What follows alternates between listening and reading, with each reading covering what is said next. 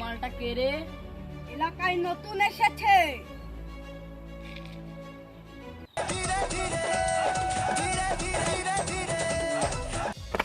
এ জিল্লু ফুলটা দে। I love you.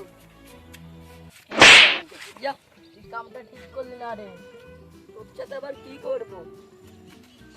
তুই যে রোজ তাই জন্য তোকে সাথে এটাই করবো। এই জিল্লু মালটাকে তুলে নিয়ে আয়।